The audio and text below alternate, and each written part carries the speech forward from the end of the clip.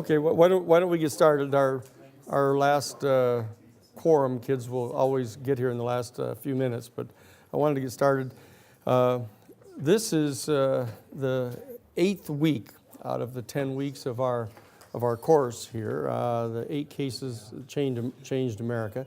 This is class number 15 out of 20, so we have just a handful of classes left to go, and we're going to be moving on into the issue of the Iran-Contra case. Today, we come in through the gateway of that case, which is the American Sanctuary Movement case that took place back in 1984.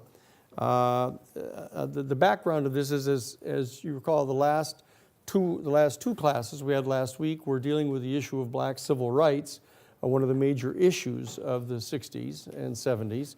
And those cases took us from 1979, November, with the attack on the demonstrators down in Greensboro up to about 1983 or so with the Eddie Carthan case. And we touched upon in that particular case with Carthan the campaign that the Reagan-Bush administration, when they were elected, in November of 1980 and came to office in January of 1981, they began this campaign by assigning a task force inside the Justice Department to start investigating elected black mayors and state representatives and stuff around the country. It turns out that was just one of the reactionary programs that the Reagan-Bush administration instigated when they came into power in 1981.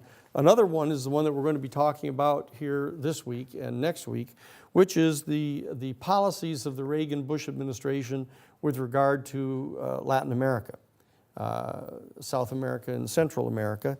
But in order to lead into this, I want to go back a little bit from the point where we were dealing with the Silkwood case and 3 Mile Island and the Greensboro case and Carthan case. I'll go back to the point where I first arrived in Washington, D.C.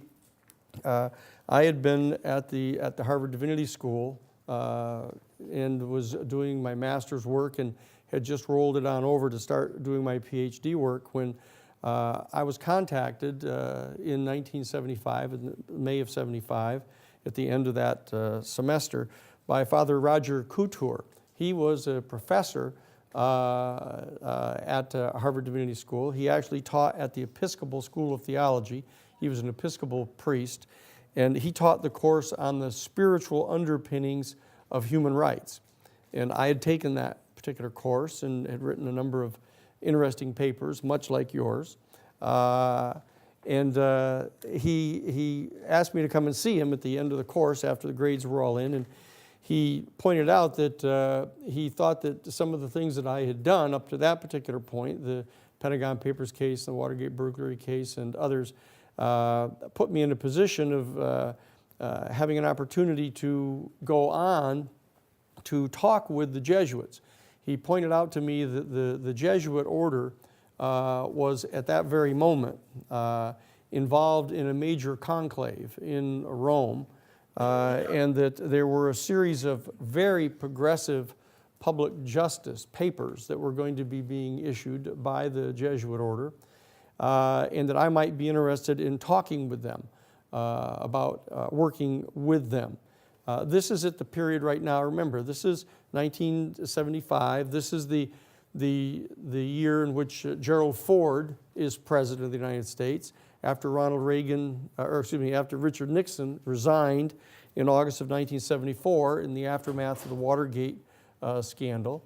Ford had come in and had, as you recall, issued the pardon for Richard Nixon, pardoning him of any criminal wrongdoing involved in Watergate. And then in response to the backlash that had occurred across the country, in response to his pardoning of Nixon, he offered this amnesty program for any of the young American men who had refused the draft. And remember, you recall I told you about that case where we ended up going to the White House with Brian Barger and Father Berrigan and Ben Spock and others to do the last final demonstration against the war in Vietnam. This was right as I came in to Washington, D.C. This was the period when, in the aftermath also of the Watergate burglary, the Church Committee, the Senate Select Committee on Intelligence Abuse, chaired by Senator Frank Church from Idaho, and the Pike Committee, chaired by Otis Pike, and the others in the House side, were really down on the Central Intelligence Agency. And they were investigating various types of criminal activity on the part of the American intelligence community engaged in covert operations over the previous decades.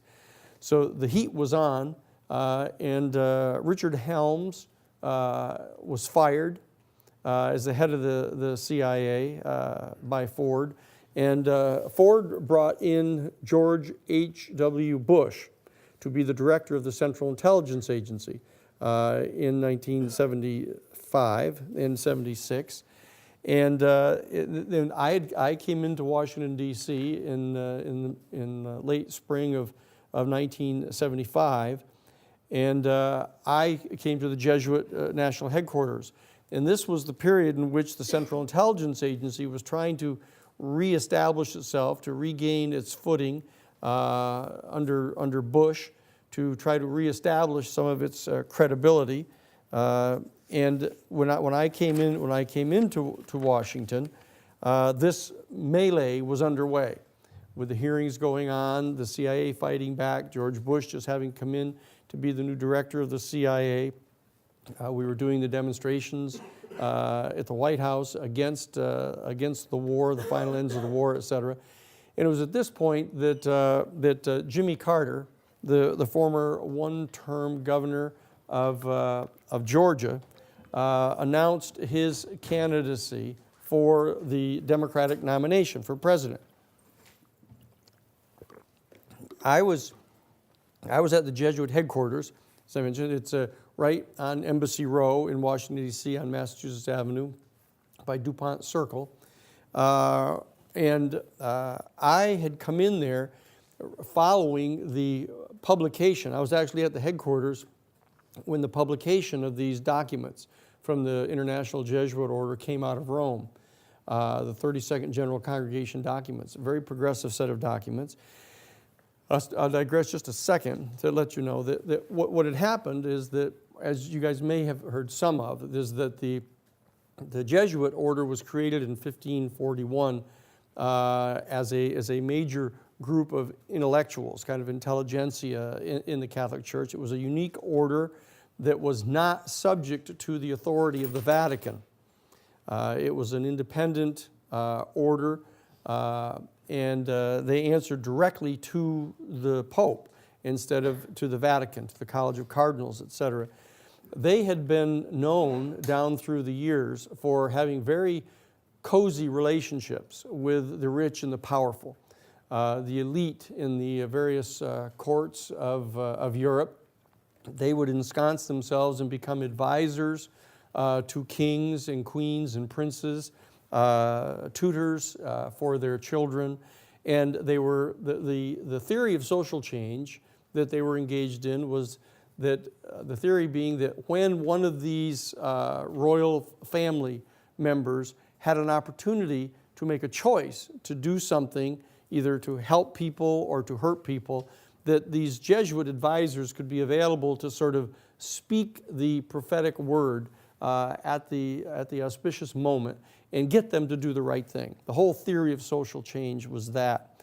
What had happened is that in the period before World War II, during that period of the 1934, for example, 1924 to 1934, with the rise of Hitler in Germany and the rise of Mussolini and the fascists in Italy, there had been a major struggle going on inside the Catholic Church about what position would be taken with regard by the Catholic Church toward this rise of fascism. And the Pope, the man who became Pope, was the former Secretary of State, became Pope Pius XII, and he established a concordat with the German Reich. and the fascist government in Italy, and established basically a peace treaty with them and tolerated their conduct. And that did not sit well with a number of the progressives in the Catholic Church, including some people inside the Jesuit order. And a young Jesuit priest, a medical doctor actually, a surgeon, medical doctor by the name of Pedro Arrupe, was a Spanish Basque, and he started lecturing, basically, during Masses in his homilies against the fascist regime of Franco in Spain. And he was an ardent anti-fascist. And what happened is the Spanish government under Franco put out an order to have him assassinated. And one of the three men that were on the team that were supposed to assassinate him ended up going to confession and confessing about how bad he felt about this, that he was given this order to kill a priest. And he told the confessor about this, and the confessor asked him, saying, look, who is this priest that you're supposed to be assassinating? And he told them that it was this Pedro Arrupe. And so the priest, without violating any of the confidentiality of the confessional, went to his bishop and told him that there was a hit order out on this young Jesuit priest. And so the Jesuit priest contacted the provincial for Pedro Arrupe and warned him about this. And Arrupe was taken out of Spain and sent basically to a monastery in Japan. And so he stayed there during the course of the war until the very end of the war, when the United States, when we dropped the bomb on Hiroshima and Nagasaki. It turns out that the monastery where Pedro Arrupe was in Hiroshima. And so the whole monastery got knocked in. He was knocked cold. He awoke after being knocked out and realized that there was devastation everywhere. And he led the first medical team in under the mushroom cloud to help evacuate people from Hiroshima. And he became very profoundly affected by this, a metanoia type experience, where he realized that now we had entered into a new age with this type of super destructive weaponry, that we could totally destroy our whole human family. And he dedicated himself from that point in August of 1945 to attempting to utilize his access to the Holy Spirit and to the religious teachings to try to bring about peace in the world. And that he had concluded that the way to do this was to attempt to deconstruct the structural sources of injustice, what he called structural sin, in the structures in both the East and the West before this cataclysm came to pass. And he, in fact, because of his being in this Buddhist monastery, had ended up getting into Zen meditation and had become quite fluent in the Buddhist faith. And so that at the end of the war, later on, when the Second Vatican Council was convened, he actually was chairing the Committee on Ecumenical Relations with other religious faiths. And he was there in Rome in 1962 at Vatican II, and the Superior General of the Jesuits died, and Pope John the 23rd recommended Pedro Arrupe to be the new Superior General of the Jesuit order. All 100 provincials from around the world, Jesuit provincials, came together into Rome and were going to have an election to decide who they were going to have be the new provincial. And it turned out that Cardinal Villot, a right-wing member of the Secretary of State of the Vatican under Pius XII, went to the conclave and started buttonholing various provincials and saying, whatever you do, don't vote for this Arrupe. He's a communist. He opposed Franco. And he kept saying that, and these Jesuit provincials kept saying, wait a second, opposing Franco doesn't seem like such a bad idea. And so they re-looked at this guy, because usually the person who's recommended by the Pope is the last person in the world that they'll ever pick to be the new Superior General, because he wouldn't be adequately independent. But because of VO's intervention, they gave him a second look, and they decided to choose him to be their new superior general. And they came, there's a funny story. I'll show you why all this makes sense in a minute.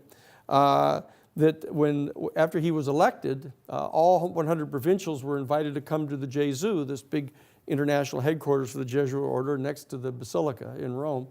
And they come in, and there's no furniture there. There's no drinks being offered. There's no ashtrays for them. All there are is like 100 zafu pillows sitting there waiting for them. So they come in and they take off all their shoes and they sit down in these zafu pillows. And here's Pedro Rupe sitting in a Zen meditation.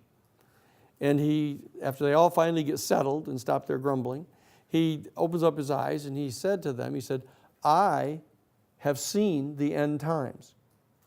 He said, I was there in Hiroshima when the West dropped the bomb on them. And we have crossed into a new time where we are approaching the end of time. And we need to radically move to change the way that we conduct ourselves in the Society of Jesus. And he brought about a major change in the Jesuit order, pursuant to which, rather than cozy up to power and the royalty throughout the world, what they would do is they would pull out of those places of wealth and power and go to live among the people and establish relationships with the peasantry and the poor, the least well off. And they would establish a sense of solidarity with the poor and the oppressed. And they would undertake to alter and amend and deconstruct the structural sources of injustice. And he called them together that day, and he said, look, but many of you are not ready for this. You smoke cigarettes all day, you drink all the time, many of you had mistresses, which actually undermines your credibility and makes you vulnerable to being blackmailed and coerced. He said, and look, I'm going to have to replace some of you, but all of us are going to have to, from this day forward, start undertaking 40-day directed retreats every year. And you're going to have to renew your spirituality, because it's in your spirituality that you actually find the source of human rights. And this, of course, turns out to be why it is that Father Roger Couture, after teaching this course on the spiritual underpinnings of human rights, had recommended that I go talk with the Jesuits. Because Rupe had told them back in 1965 that he was going to be reconvening the Jesuit provincials sooner or later to come to face this problem. And he convened them in 1975, some 10 years later. And that is what was going on when I was finishing that second year at Harvard Divinity School in my master's work. And so I went to talk to the Jesuits. They asked me to come on board to go to the new Jesuit National Headquarters in Washington, D.C. that was being created to prepare for the receipt of these documents on social justice, figuring that the United States was one of the major places where they could have an effect upon the world. And so there was a big Jesuit headquarters in Washington, D.C., and I was invited to become general counsel for them and to work in their new National Office of Social Ministry in the United States. So I arrived in Washington in 1975 in the midst of this rather intense crisis going on, with the church committee hearings going on and the House Select Committee on Assassinations reviewing the Kennedy assassination, George Bush having been brought on to replace Dick Helms at the CIA, and the CIA attempting to regain its traction. This is where when I arrived in Washington, D.C., what I did is I went about trying to help structure the National Office of Social Ministry in a way that it could be powerful and take positions on public policy issues and aggressively seek to influence the policies of the United States, not from a point of view of a narrow interest of the Catholic Church, but from the point of view of social justice. And we put together a Washington Interreligious Staff Council in Washington, D.C., where the Washington staff people for all 54 of the major religious denominations in the United States would come together, and we would form task forces. And I chaired 2 of their 6 task forces and was there in Washington, D.C. And what we decided to do is I was sent over to meet with the policy chiefs of all of the different announced candidates for the presidency in 1976. And so I went to Seriatim to meet with them, to talk with them about what policies they were going to be implementing if they were elected, to try to determine what type of recommendations I would make to the Washington Interreligious Staff Council with regard to presenting policy papers to these people. And the most responsive fellow that I met was Stuart Eisenstadt. Stuart Eisenstadt was the policy director for the primary campaign for Jimmy Carter. Now, as it turns out, Jimmy Carter had been handpicked by Bob Strauss, the head of the Democratic National Committee, the new one, to be the presidential candidate, because both the Republicans and Democrats wanted to restore a sense of decency to the presidency. And so Jimmy Carter was a really nice guy. He could be trusted. And so what we did is I went and met with him, and we set up a summit conference of all 54 of the major religious denomination heads in Washington to meet with the candidate Carter. And we resolved that we were going to ask him to do one specific thing if he was elected president.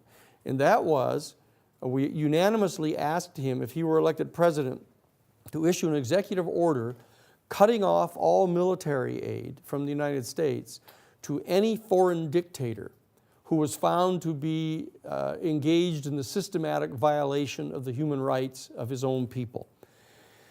And when in fact he was elected in November of 1976, he came to office in the beginning of 1977. He began to implement that policy. He issued the executive order, and in January of 1978, he cut off all foreign military assistance to Anastasio Somoza, the military dictator of Nicaragua. And in December of 78, that first full year in office, he cut off the military assistance to the Shah of Iran. And he cut off the military aid to the Shah in December of 78, and in February of 79, the Shah fell from power.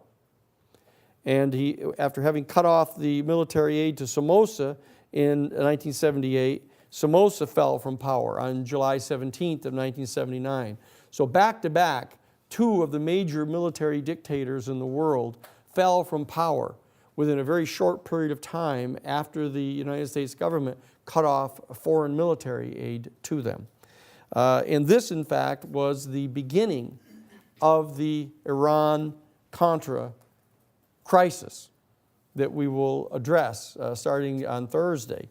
But this is where it started, and what we discovered is that I began to become very familiar with the policies that were going on in Iran, which I hadn't been terribly familiar with before, and in all of Latin America.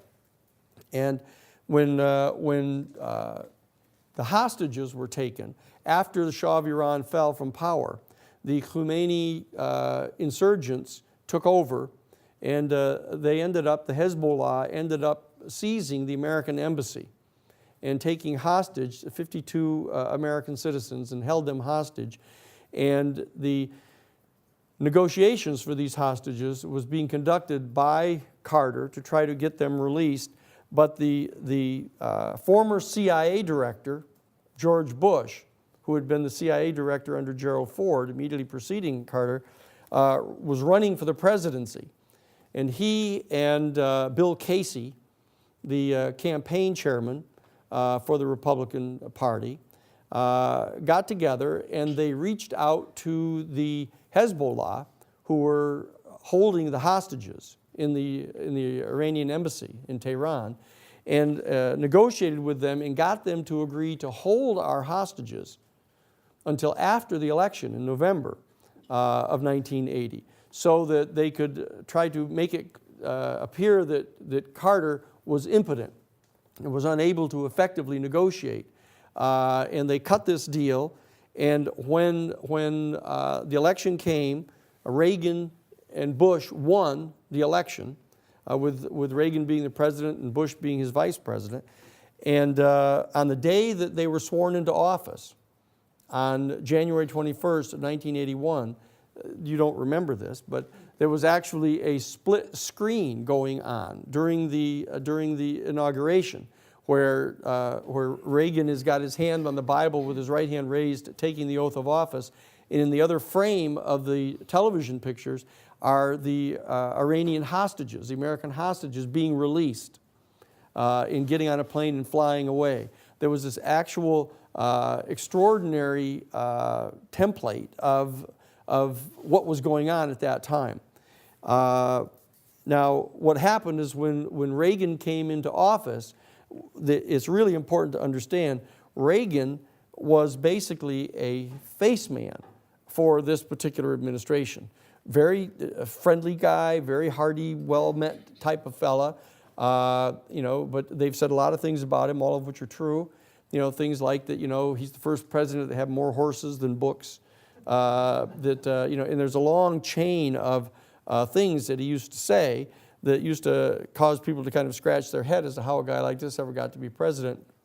But he would say things like, what's all this talk about a black problem? I remember when there wasn't even any black problem, when the schools were totally segregated and the blacks were all never any place except on Amos and Andy. And this is the kind of fellow that he was. But the fact is that the real power behind that throne on which Reagan sat was George H.W. Bush, the fellow who had been the candidate for the presidency. He was the CIA's man. He had Bill Casey supporting him to start with. He had Theodore Shackley, the head of covert operations, working in his campaign for him.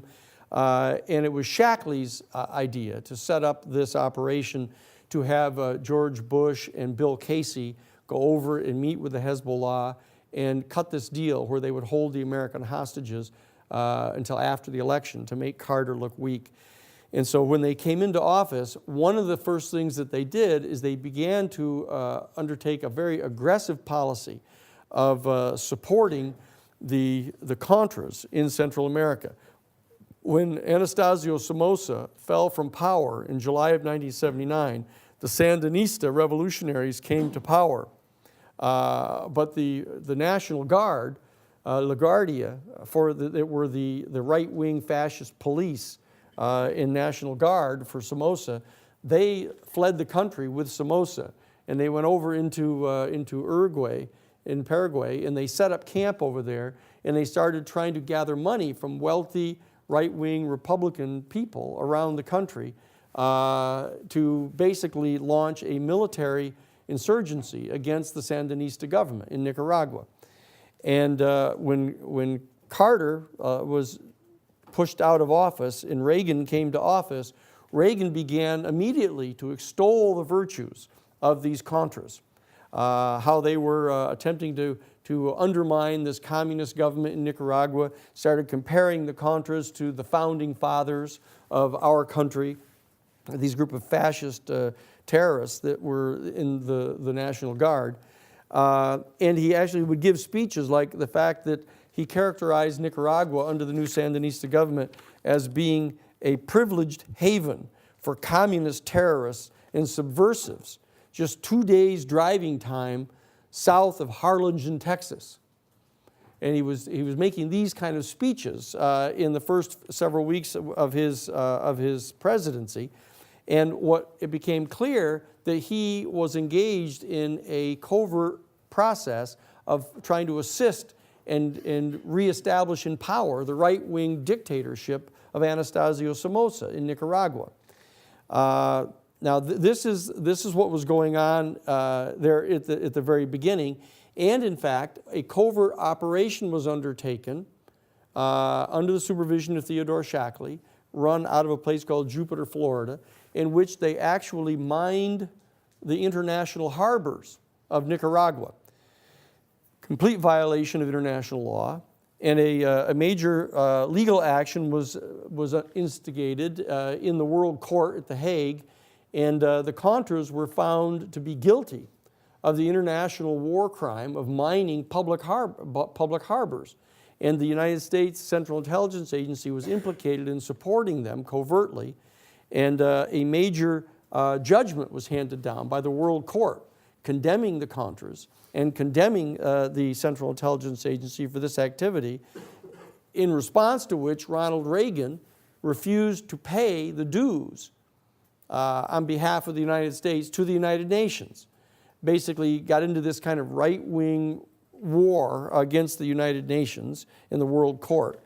And that was the kind of tone, that kind of highly ideological tone that was taken by the Reagan administration. And this was all going on, but in the wake of the finding of the World Court of the liability of the Contras and the American Central Intelligence Agency for the mining of these harbors, the Congress of the United States passed the Boland Amendment. The Boland Amendment was a resolution of the Congress in which they prohibited the administration, the Reagan-Bush administration, from giving any military aid, either direct or indirect, to the Contras, who had been declared by the World Court to be international war crime criminals. And so this was the condition that obtained in March of 1984. And I had been in town now for a number of years, and in March of 1984, I was contacted by an Episcopal priest, Father Phil Wheaton contacted me, and he told me that I'd been requested to go down to Texas, right nearby Harlingen, Texas, in fact, to go down to Texas because a number of church workers for the Catholic Church had been arrested. Because what had happened is that in the face of this kind of resurgent right-wing foreign policy on the part of the United States under the Reagan-Bush administration, the fascist governments, dictatorial governments down in South America began in fervor to start to persecute their people. Now, they had been doing this for some time. There's a long history of all of this, and I don't want to digress. I don't know what degree of history you've studied about Latin America, the history of Latin America in the relations of the United States to the Latin American countries. But let it be said that the United States, ever since its inception, has had a policy of basically supporting extremely conservative business operations in South America to the detriment of the people there. For example, in 1910, the United States sent a foreign military expeditionary force into Nicaragua and basically overthrew the democratically elected government in Nicaragua. And Anastasio Somoza Sr. Was installed basically as the fascist dictator in Nicaragua on behalf of American business interests there.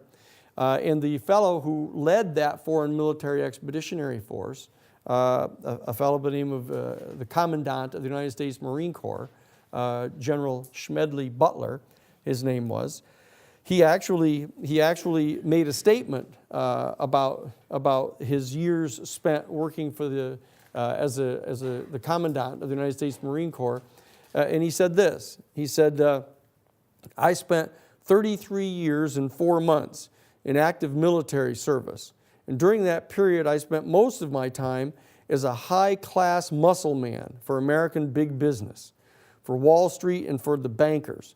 In short, I had become a racketeer, a gangster for capitalism. I helped make Mexico, especially Tampico, safe for American oil interests in 1914. I helped make Haiti and Cuba a decent place for the Nationalist City Bank boys in which to collect revenues.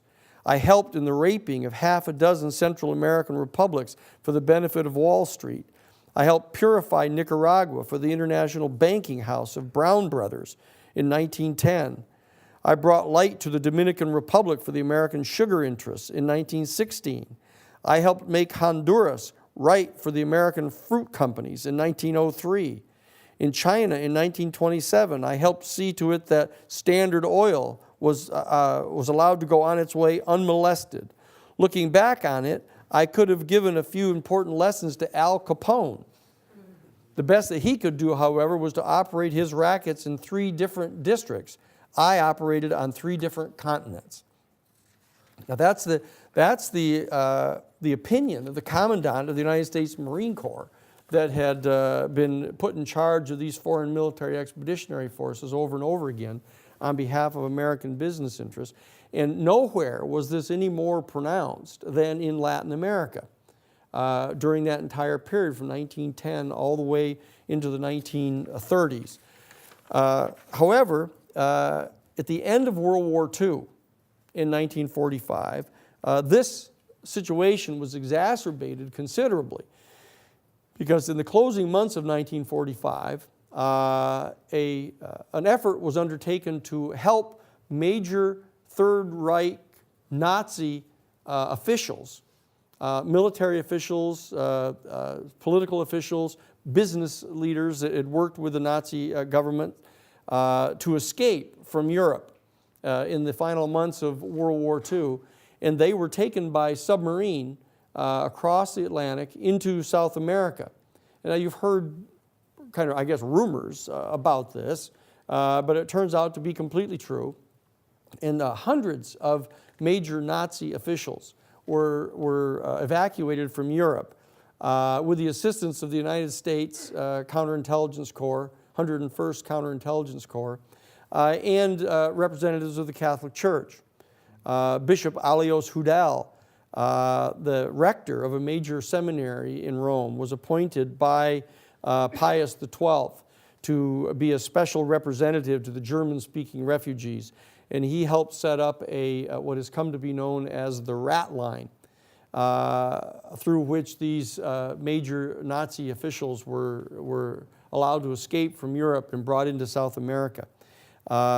And they set up operations that have been codenamed Operation Paperclip. There was one called Operation Overcast. They were major paramilitary operations getting the Nazis out of Europe so they would not be subjected to the military tribunals of Nuremberg. And these hundreds of fascist elite, actually, that came into South America actually started to become advisors to, military and political advisors to a lot of the extreme wealthy families in South America. And they actually assisted them in rising into power, establishing powerful political oligarchs in the South American countries. And this was the condition that obtained in Latin America until when Carter came into office. Carter began to cut off military funding to a lot of these dictatorships. And Nicaragua fell, I mentioned, and the Shah of Iran fell, and there was a whole degree of anxiety that was going around in Latin America among these dictatorships that somehow the United States had decided to withdraw its support for them. Well, after the October surprise was pulled off by Shackley and Bill Casey and George Bush Sr., and they basically ousted Carter from power in 1980, they came into office and they began immediately to try to reestablish these major military dictatorships in Latin America. Several of the major dictators were in fact invited to the presidential inaugural ball in Washington, D.C. And they began this process of trying to fund the Contras to get them to overthrow the Nicaraguan government. They supported in power the fascist dictatorship in El Salvador, in Guatemala, and in Honduras, and other places. And in response to that, the American church community set up something that was akin to the old Underground Railroad that had been set up back in the days of slavery, when the American churches, Quakers and others, gathered themselves together and helped black slaves escape from slavery in the southern states up into the north. The American churches organized themselves in the face of this Reagan-Bush administration set of policies in Latin America and set up an underground railroad to help political refugees flee from South America. And just before he left office, Carter succeeded in getting passed into law the Refugee Act of 1980. And this federal piece of legislation declared that if any person were to find themselves present in the United States and they had harbored a good faith fear that if they returned to their country, that they would be persecuted for their political or religious beliefs, these people had the right, under this new Refugee Act of 1980, to come into an Immigration and Naturalization Services office and apply for political asylum. And they would be granted political asylum and could stay in the United States until such time as the threat to their safety had been removed in their home country. So this law was in effect when Reagan came into office. But as it turned out, that what they did is, because the American sanctuary movement was underway on the part of the American churches in bringing people up through these underground railroads lines into the United States and going into the immigration and naturalization offices along the border of Texas and other states along the Mexican border, the Reagan-Bush administration issued a secret executive order to the Immigration and Naturalization Service offices along the border to reject any applications for political asylum that came in from Guatemala or El Salvador or Honduras or any of these other fascist regimes that the Reagan administration was actively supporting in Latin America. They took the position that for the government to give these people refugee status was insulting to their allies, and therefore it would undermine the national security of the United States. And so this secret executive order was issued, and it turns out that when people would then come up through this underground railroad and they would turn themselves in to any of these Immigration and Naturalization Service offices along the border, they would be immediately arrested. And for example, in Brownsville, Texas, they would be brought to this military stockade and locked up, and then they would be immediately deported.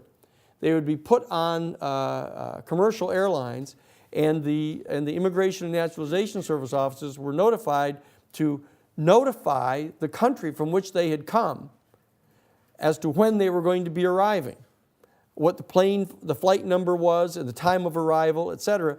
And these people were being met by the military death squads, and they were being disappeared. This was the condition that obtained in March of 1984 when the Congress of the United States passed the Boland Amendment, prohibiting the administration of Reagan and Bush to provide any continued assistance of any kind to the Contra people in Nicaragua trying to overthrow that government.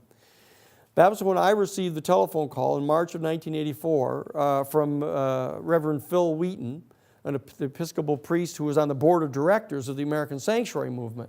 He said that Bishop John Fitzpatrick, the bishop of Brownsville, Texas, had had two of his workers arrested by the Immigration and Naturalization Service police the night before. That they had met two Salvadorian refugees fleeing from El Salvador through the underground network, had brought them to Casa Romero in San Benito, Texas, and they knew that they could not bring them to the Immigration and Naturalization Service office in Brownsville because they would be immediately arrested and deported. So what they did is they were given Bishop John Fitzpatrick's personal car, and they had these two refugees along with the little baby of the young woman, Brenda, and they were driving up to San Antonio, where they were going to go to the Immigration and Naturalization Service, apply for political refugee status, where it would be granted, because that hadn't received the secret executive order, because it wasn't right on the border. It was up in northern Texas. And so they were driving them up there, and they actually had a Dallas Times-Herald reporter, a newspaper reporter, with them in the car, Jack Fisher, and Sister Diane Mellencamp, and Stacy Lynn Merck, a Catholic social worker. and they were on their way to San Antonio when they were stopped by the Migre. And they were pulled over and they were arrested and charged with the federal crime of illegally transporting undocumented Central American aliens. So Bishop Fitzpatrick called the American Sanctuary Movement immediately, and they called me at the Jesuit headquarters to bring a legal team in to help defend them.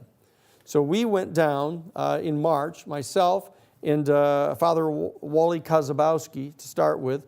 We went down into Brownsville, Texas. We landed at the airport. It was a little strange because this big black limousine pulls up for us at the airport, and it was the bishop's limousine. And so they took us to the bishop's residence where the vicar general of the Catholic diocese lived and the bishop. And so Father Kozabowski and I stayed there at the bishop's house and started to prepare this case. I went the next morning to the Catholic Mass that was taught or was actually presented by the bishop, was celebrated by the bishop. And I remember when I was at the communion rail, and Judge Philemon Vela, who was the federal judge there in the district, knelt down next to me at the communion rail and whispered to me that he wanted to meet me in the vestry after the Mass. And so we did communion. I ended up going back in. I go out to the vestry, and here he is waiting for me, right? And he says, look, these people that have been arrested, that were working with Bishop Fitzpatrick, just plead them guilty. And I'll give them a very light sentence. And if you want to reserve for appeal any particular issue of law, you can just reserve it and you can take it up to the Court of Appeals. But let's not have a really publicly embarrassing trial of these people. And I said, thank you, but no thank you. It wasn't going to be embarrassing to us. It was going to be embarrassing to the Reagan administration. And so he was very unhappy that I wouldn't go along with this, especially since I'd been approached so intimately here. And so I refused to do that. So we go to federal court at their arraignment. And unlike other arraignments where all you do is have the police show up and they go, blah, blah, blah about how they arrested these people, and then you're bound over for trial, we put on our two defendants right away. To have them plead plead not guilty and plead that they were innocent of this charge. And so we demanded an immediate trial. And it was only a matter of 10 days before we had the right to the trial. The prosecution was completely confused by that. They had been led to believe that we were going to plead guilty, and so they weren't really prepared for trial. But we came on for trial within 10 days. And I brought on, I led with Brenda Sanchez Galan, who was one of the Salvadoran refugees. She, in fact, was a nurse's aide down in El Salvador. And she had been working for a doctor who had treated a young 13-year-old boy that had been shot in the leg by the military police in El Salvador during a demonstration against the military regime. And when he was shot in the leg, his friends and stuff picked him up and carried him away and brought him to this doctor. And so the doctor had operated on him, had removed the bullet from his leg and given him medical attention.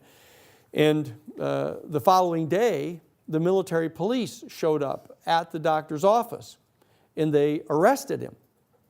And they brought him to the police station and they tortured him. They wired his thumbs, he put his hands behind his back and wired his thumbs together and tied ropes to his wrists and then put him on this pulley and lifted him up like this so that it broke all of his shoulder out, and he was hanging there for an entire day, for 24 hours. And then they let him down and they put him in the backseat of a car and drove him back to his clinic and threw him out of the moving car in front of his office. They brought him, his friends brought him in. Other doctors came and operated on his shoulders and reset his shoulders. And many weeks later, the military police came back to him and told him that he had hoped he'd learned his lesson and that he was never to do this again. And it turns out a month or so later, a young man had been very badly beaten by the military police, and people brought him to this doctor, and he gave medical attention to the child, to the young fellow. And the military police came that night.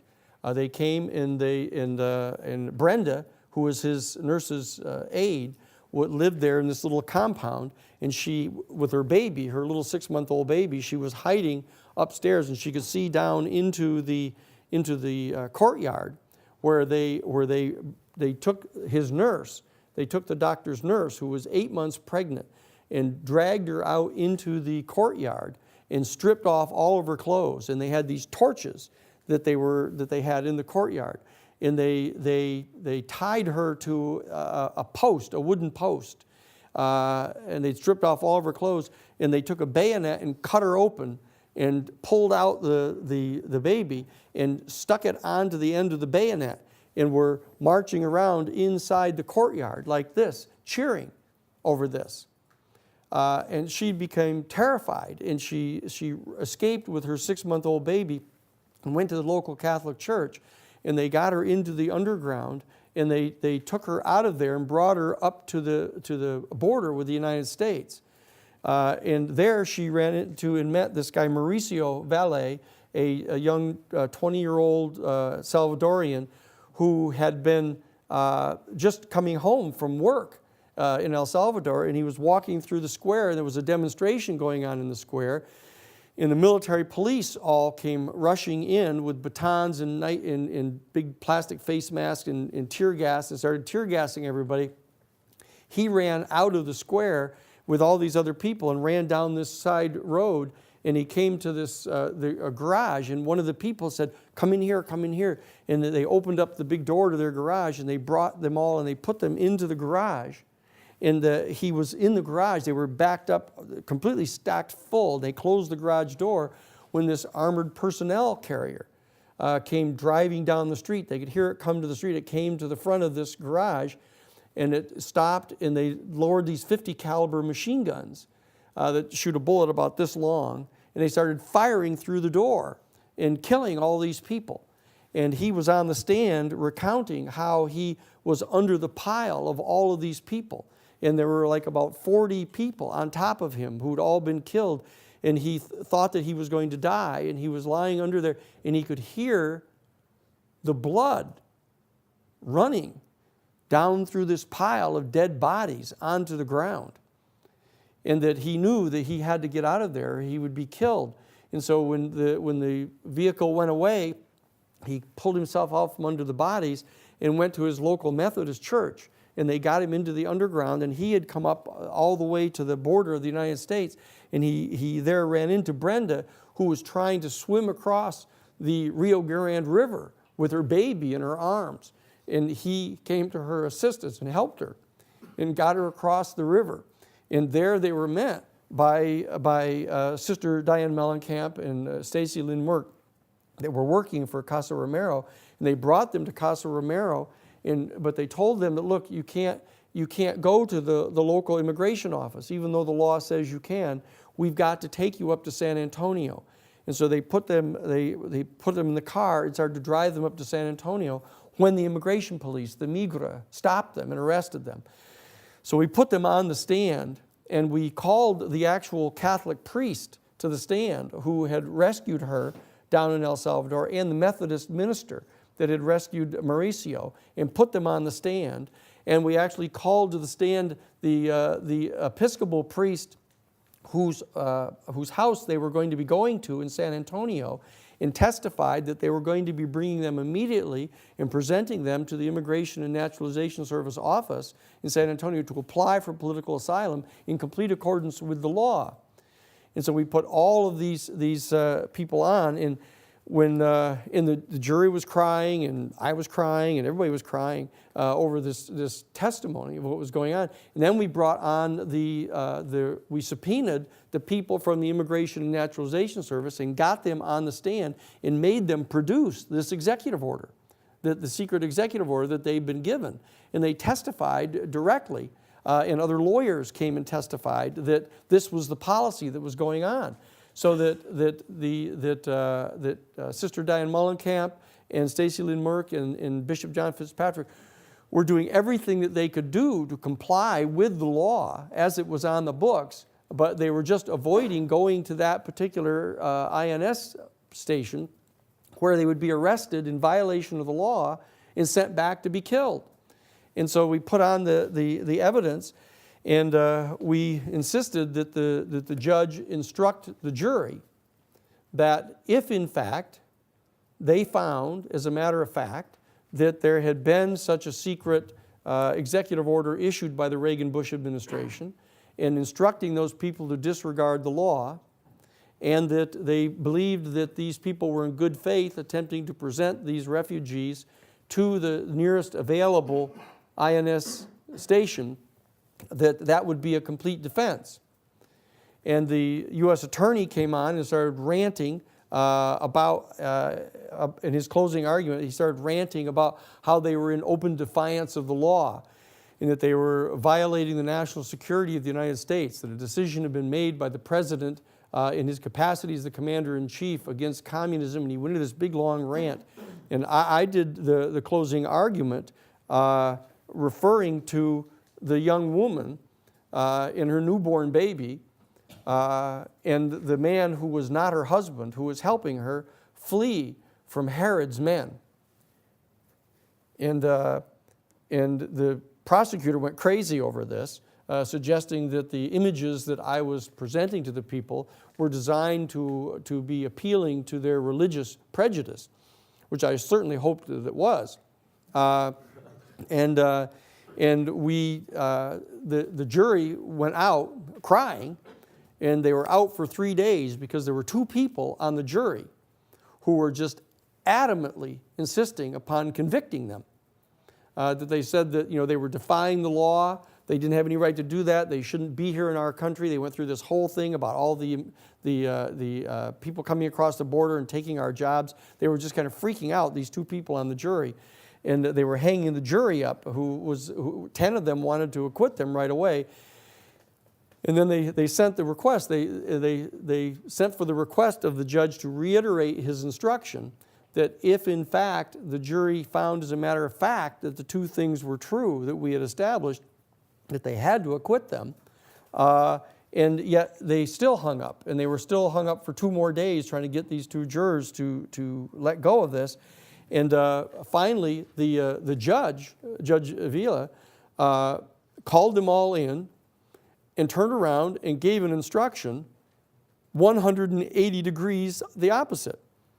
He said, I'm telling you that if in fact you find that there was in fact a secret order given by the executive branch to violate the law, and you find that these people were in good faith attempting to go to the San Antonio office and apply for political asylum, then, he said, you're still going to have to find them guilty. Okay? And so they went back to deliberate some more, and then I went back, and we got to the end of the day. I went back to the rectory, to the Vicar General's house, and the bishop, Bishop John Fitzpatrick, said, look, while we're waiting for this jury to come back with a verdict, there's a person I want you to meet. The person who is the bishop of the Methodist Church here in Brownsville. I've been trying, the bishop said, Bishop Fitzpatrick, I've been trying to persuade him to establish a sanctuary in his cathedral. But he said he's been approached by one of his parishioners who has told him that something he wants to talk with you about, and there's a question he wants to ask. So it turns out that I go to meet him. I have Father Wally Kazabowski with me. We go into the bishop's office, and here's the Methodist bishop from the area. And he said that he had been approached by a man in his congregation, actually, who turns out to be the special agent in charge of the FBI office in Brownsville.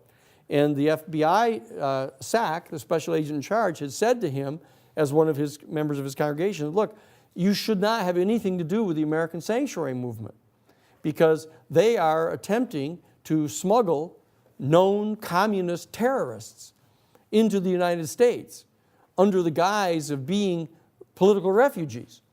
And that these known communist terrorists are going to be organizing themselves into military cadres here in the United States, so that if President Reagan and Vice President Bush decide that they're going to have to send U.S. military forces into, for example, El Salvador or Guatemala or Nicaragua, that these military cadres are going to be gathering together and attacking our military bases in the United States and our police stations and poisoning our reservoirs and blowing up our electric generators and stuff.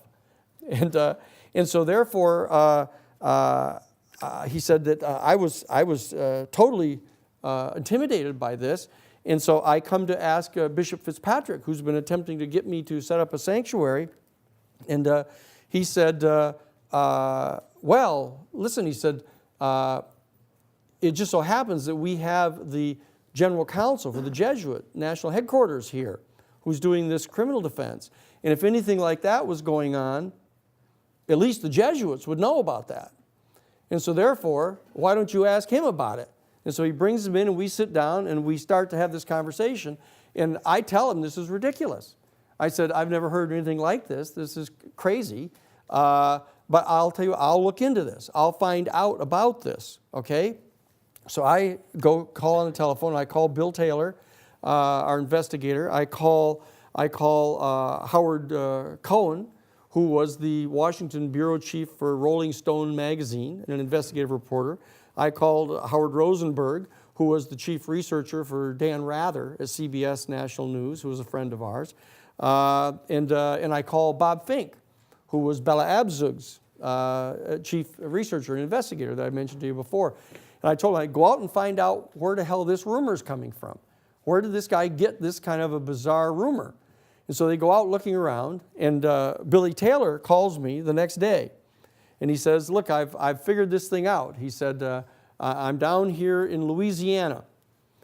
He said, and there's an old friend of mine from the Marine Corps that is the commander of the Louisiana State National Guard. And I went to him to ask him, you know, if he'd heard anything about these kind of people coming into the country or anything like that going on. And he said, no, but let me tell you what's going on here, where this rumor comes from. He said, turns out that the Reagan-Bush administration here in the spring of 1984, in March of 1984, right in the face of this Boland Amendment, when the Boland Amendment was passed by Congress prohibiting them from giving any military aid, either direct or indirect, to the Contras, what they had done is they had scheduled a nationwide readiness exercise, a military readiness exercise. And it was codenamed Rex 84, a readiness exercise 84. And pursuant to that, they were going to be practicing airlifting the 82nd Airborne out of Fort Bragg, North Carolina. They were going to be practicing airlifting them into South America, into Central America, into either El Salvador or Guatemala. And that they were going to then practice establishing martial law in those areas in case the insurgency in those two countries threatened to overthrow those governments that were allies of the United States. And this particular aspect of Rex 84 was codenamed Operation Night Train, because they were going to lift them under the color of darkness down into Central America and bring them in and put them in place to establish military law in those countries. And he said that what happened is during the planning of that readiness exercise, the fellow who had become the head of the Federal Emergency Management Agency under the Reagan administration, a fellow named Louis Giuffreda, that he in fact had been the former commandant of the California Special Organized Crime Training Institute, down in San Luis Obispo, where they have all these guys dressed up in ninja pajamas jumping out of trees on each other. There's a special anti-terrorist kind of group that he was in charge of. And he had become very close with Ed Meese when Ronald Reagan was the governor of California. And Ed Meese was the special assistant attorney general in charge of civil disorder control.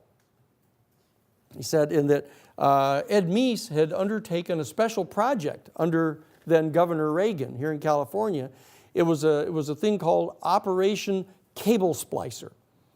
And it was a statewide readiness exercise in California, pursuant to which they would mobilize and cable together all the law enforcement and National Guard people in the state of California in the event that the anti-Vietnam War demonstrators joined forces with the black nationalists and attempted to overthrow the government of California. You're not laughing. Anyway, but you would have if you were where we were at the time. But the bottom line is that, so this was this bizarre thing that Ed Meese had done. And what he had done is he had recruited this guy, Louis Giuffreda, as the head of the California Special Organized Crime Training Academy, to become the head of the National Guard of California. And when Ronald Reagan became president of the United States, and Ed Meese came with him to Washington as his chief of staff, he had brought with him Louis Giuffreda and had appointed him to be the head of the Federal Emergency Management Agency, which had just been started under Carter to be a civilian group to respond to hurricanes and floods and other natural disasters. Well, Louis Giuffreda, when he came into that position, he wanted to turn it into an anti-terrorist special force in the United States. And so what he did is he set up a special base out in Maryland at the old firefighting academy, dug great big trenches under the ground and set up communications equipment, and put himself into a position as the head of FEMA to coordinate all anti-terrorist activities in the United States. And when he heard about the fact that they were having this readiness exercise, this Rex 84, and he heard that they had Operation Night Train going, he said, well, what about us? He said, what about all of these 500,000 undocumented Central American aliens that are running around here in the United States? If we send U.S. military forces into El Salvador or Guatemala, what if these people decide that they're going to organize themselves into military cadres and attack our military bases and attack our water resource systems and blow up our power stations? Well, you know, we need to have somebody here. We ought to practice, while we're practicing airlifting the 82nd Airborne into Latin America, we ought to practice rounding up all of these 500,000 undocumented Central American aliens and putting them in military stockades here in the United States, so that there ought to be a Part B to this plan. So how about a Rex 84 Bravo? And I'll run that part. And so what he did is he started lobbying, and he ended up getting that approved. And so what he did is he started up this plan where what he was going to do is he was going to go practice rounding up these 500,000 undocumented Central American aliens and putting them into military stockades. And he actually had gotten a special appropriation to have 12 military bases in the United States set up these special incarceration camps for these undocumented Central American aliens. And then what he did is he decided, look, as long as we're doing that, what about this list I've heard about that the Attorney General is supposed to be keeping of American citizens who are suspected of being a potential threat to the national security of the United States in the event that the president had to declare a state of emergency? This thing called the ADEX list, it was called, the Administrative Index. This ADEX list that was being kept by the Nixon administration. I want to have a copy of that, because while we're practicing going around rounding up all these 500,000 undocumented Central American aliens and putting them in these stockades, we ought to at the same time practice rounding up these American citizens who were threats to the national security. He said, so he went to William French Smith, who was the Attorney General under the first administration, and demanded that he be given a copy of the ADEX list. and William French Smith refused to give it to him. So he threw a big temper tantrum, and he went to Edwin Meese, who was the chief of staff, and demanded that Ed Meese order the Attorney General to give it to him. And Ed Meese did, ordered the Attorney General to give it to him, and William French Smith refused to do it. And he said, well, if you don't do it, I'm going to go to the president and have him order you to do it. And he said, go ahead, because I'm not going to give it to you. And if the president orders me to do it, I will resign. And I will hold a public press conference telling everyone why I resigned. And so it was only William French Smith who staved off Louis Giuffreda from basically getting that ADEX list. But he went ahead and organized Rex 84 Bravo. And what he did is, since there was the Posse Comitatus Act, which is what the National Defense Authorization Bill of 2011 sets aside, it prohibits, it's an old mid-1800s statute that prohibits the deployment of United States military forces in the United States against American citizens for any kind of law enforcement activity. And so what he did is he said, in light of the existence of the Posse Comitatus Act, I've got to get civilians to participate with me, to get them trained to go around rounding up all of these 500,000 undocumented Central American aliens and preparing for rounding up all of these American citizens who might be a threat to the national security of the United States. And so what he did is he started going around, sending people around to these weekend war games, training little bases, like Soldiers of Fortune. These guys that run around in the woods and shoot paintballs at each other and dress all up in mufti and scream and holler and jump out of trees on each other. And so that he actually put an ad in Soldier of Fortune magazine, Robert K. Brown's magazine, Soldier of Fortune, and started recruiting people in different states, which they would call state defense forces, civilian defense, state defense forces. And they had organized such a group in the state of Louisiana, as it turns out. And this fellow, who was the head of the Louisiana State National Guard, was telling my investigator, Bill Taylor, about this, laid out to him where this rumor was coming from, and it had come right from Louis Giuffreda. This was a complete figment of his imagination as a rationale for his doing this Rex 84 Bravo. So Bill got the answer to the question, and then the head of the State National Guard said to him, he said, but there's this peculiar thing, Bill. He said, we got this order that they were going to be sending military equipment from the United States Pentagon here to Louisiana, to the State National Guard, and that we were responsible for handing it out to these state defense forces. 45s and M16 shoulder-fired stuff. He said that, millions of dollars worth of this stuff. We were to hand it out to these state defense force guys, but we had an order to, once we'd handed it out to them, to revalue all of that military equipment from its original value to its much higher replacement value as to how much it would cost to build a brand new one of these things. And then what we were supposed to do at the end of the military exercise, we were only supposed to gather up the same dollar amount of weapons as were distributed. So that, for example, they send in $4 million worth of military equipment, and then they hand it out to these state defense forces. They revalue it to $8 million, the replacement value, and then they only gather back up $4 million worth of equipment. And so they leave all this military equipment in the hands of these right-wing Zanos. And so Bill Taylor says to him, he said, holy shit, he said, his quote. He said, what is this?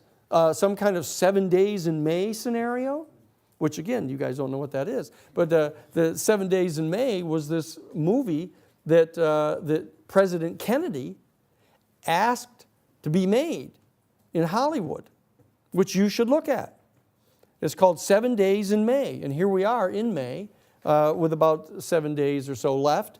You should get a look at this thing. It's a movie starring Burt Lancaster and Kirk Douglas. And it is all about the military attempting to do something similar to what I related to you last week was done by the Joint Chiefs of Staff in their anxiety about President Kennedy attempting to establish a nuclear non-proliferation treaty or a test ban treaty with the Soviet Union. But the bottom line is, Bill Taylor says, well, what is this, some kind of 7 days in May scenario? And he said, no, look, they're not going to keep all, the civilian defense forces aren't going to keep all of that weaponry. They're going to smuggle it to the Contras. So what had happened is in the course of doing the trial in the American Sanctuary Movement case, we had stumbled right on top of the mechanism that was being used by the Reagan-Bush administration to attempt to circumvent the direct order of the Congress prohibiting them from giving any aid, direct or indirect, to the Contras. A blatant, impeachable offense in defiance of Congress. So Bill Taylor calls me, and I get this information. I go back to the bishop and tell him what the source of this information was, but tell him also that we've uncovered this thing going on in violation of the congressional mandate. And so we then go back, and the jury comes back in, and under the new orders of the judge, end up returning a verdict of guilty against Stacy Lynn Merck and the others. We appeal immediately, get an immediate order signed by Judge Vea to the Fifth Circuit Court of Appeals, and they reverse it. They not only reverse it, but they order them to be released, and they declare unconstitutional any future arrests of members of the American Sanctuary Movement who are attempting to provide this type of assistance to bona fide refugees. And so that it applies not only in the Southern District of Texas now, but it covers the entire Fifth Circuit, all the way along the Mexican border. And so that by doing what they had done, we had now disenabled the entire system that they had set up to try to stop refugees from coming into the United States and applying for political refugee status. And in the meantime, we had uncovered the beginnings of the Iran-Contra scandal. This was the Contra half of the scandal. This is how the Reagan-Bush administration were attempting to circumvent the prohibition on the part of Congress. So that is how we discovered them. That is how we got the American Sanctuary Movement protected, and how we then began when we returned to Washington, D.C. after winning the appeal down there. We returned to Washington, D.C., and I gathered together Bill Taylor, Howard Cohen from the Rolling Stone magazine, Howard Rosenberg from CBS News, and Bob Fink from the Subcommittee on Individual Liberties in Congress, and said, okay, now let's go get them. Okay? And that's how the Iran-Contra scandal began. Okay? It might be instructive to point out that the congressional vote was 410-0 for the Boland Amendment. Yeah. So both sides of the Congress understood the clear necessity for it. Yeah, and so let's there we are. So we've got another 10 minutes or so.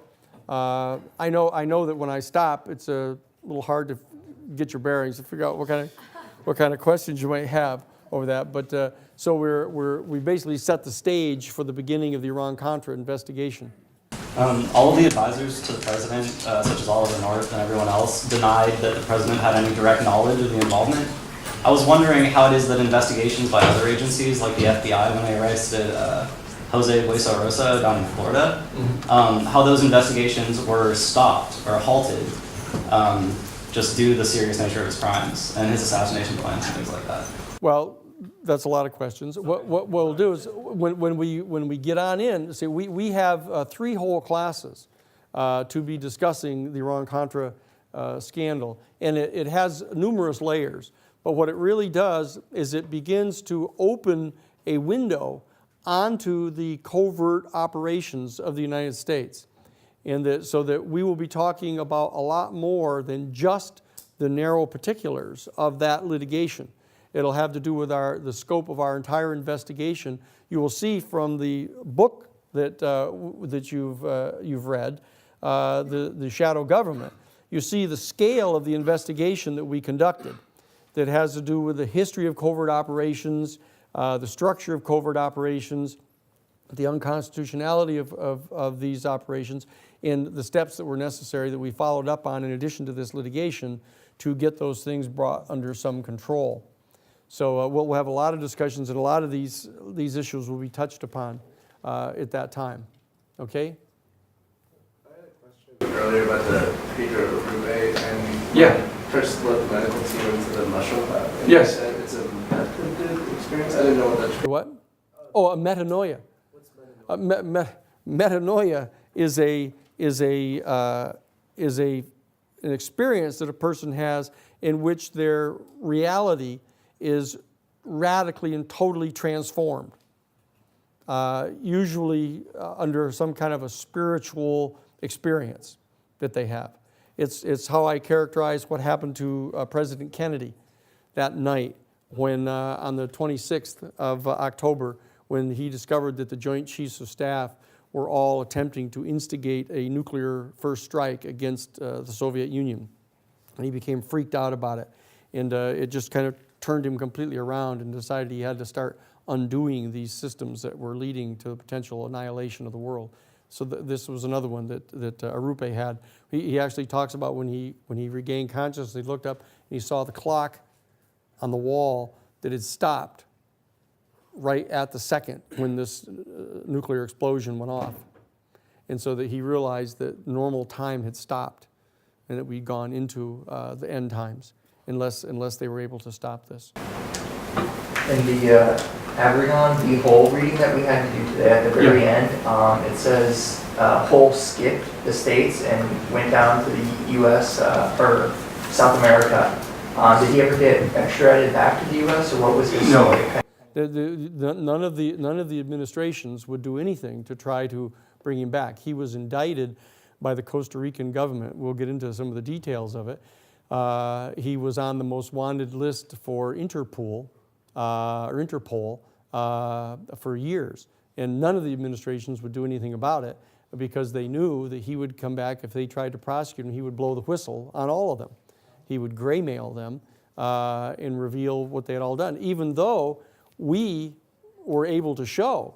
We had all of the evidence. We'll get into a lot of this, the tail numbers on the airplanes, the copies of the shipping invoices, the serial numbers on the weapons, the fake end user certificates. We had all of that stuff. So it wasn't a question of them not knowing. It was a question of them absolutely not wanting to acknowledge publicly that they knew what was going on. And I'll close with this one, that with regard to the October surprise that I'd mentioned, when Bush and Casey and Theodore Shackley and those guys actually had the series of meetings with the Hezbollah in 1980, in the fall of 1980, in which they established the agreement for the Hezbollah to keep the American hostages until after the election. The National Security Council member who was working with President Carter on those negotiations, a fellow by the name of Gary Sick, he wrote a book called The October Surprise. And at the very end of it, he says, for those of us who have lived in Washington, D.C. for 20 years or more, we've become quite accustomed to these periodic scandals. He said, you know, a person is caught in a sexual dalliance with one of his staff members.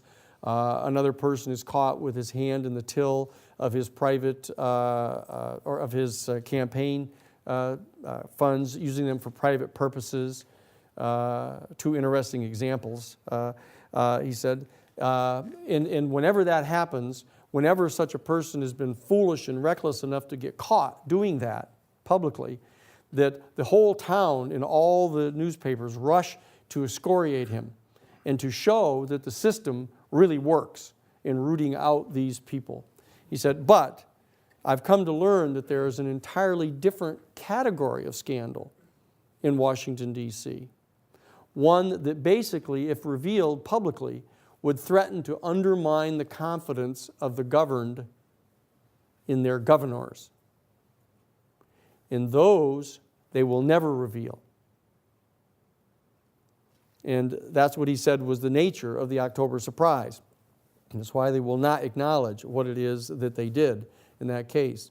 And in the Iran-Contra case, you're going to discover another major deep-set scandal that goes vastly beyond anything that was publicly acknowledged with regard to the Iran-Contra scandal and why it has not been exposed up to this point. So this is a terrible question to ask, Danny, but if everything that you're saying is true, then how is it that you are alive and here to stand up and tell us? Because they actually have a lot of arrows in their quiver. You know, they don't just have to go and kill you. You know, just like even organized crime doesn't just go kill the prosecutors. What they do is they bribe judges and they bribe politicians, they do other kind of things. And in this particular case, for example, you'll see in the Iran-Contra case, despite the overwhelming evidence we had showing everything that was done, they basically refused to allow the case to go to trial. They have access. The chief judge of the federal district court in Miami, the Southern District of Florida, turns out to have been an appointee of Richard Nixon at the recommendation of B.B. Rebozo, who is a major mobster. And this judge, James Lawrence King, used to sit on the board of directors of Meyer Lansky's National Bank of Miami, which is the bank through which they laundered all of the skim off the casinos in Vegas, in which they used to fund covert operations to attempt to overthrow the Cuban government, to try to reinstall the mafia back in control of Cuba. And that he was the chief federal judge in Miami. So when you've got a judge like that sitting on the stand, it's like trying to get Robert Bork to agree to enforce the special prosecutor law, which he testified against. You know, so that they don't have to go kill everybody, that they've got all kinds of different methods. So what we have to be able to do is figure out the chess game, what all the different chess moves are. You know, there is a point where there's a possibility when you get someone in a checkmate position that they'll jump up and turn the table over on you and scream and holler, you know. But the fact is those are very unsophisticated people. And the people that you'll see we're dealing with here in the Iran-Contra case are extremely sophisticated people, some of them.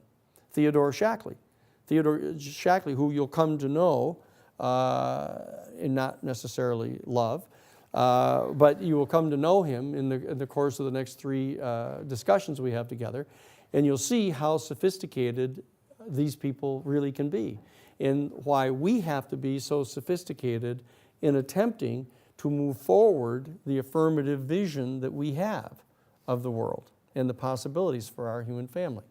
And so that's the underlying message in the Iran-Contra case that we'll talk about.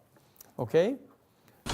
There we are. Just a quick note, too, for the person that asked that question about Danny, is that you'll find out that a very heavy price was paid and the Christic Institute was dismantled. So there are ways of stopping this that work very effectively. You'll find that over the next series of lectures.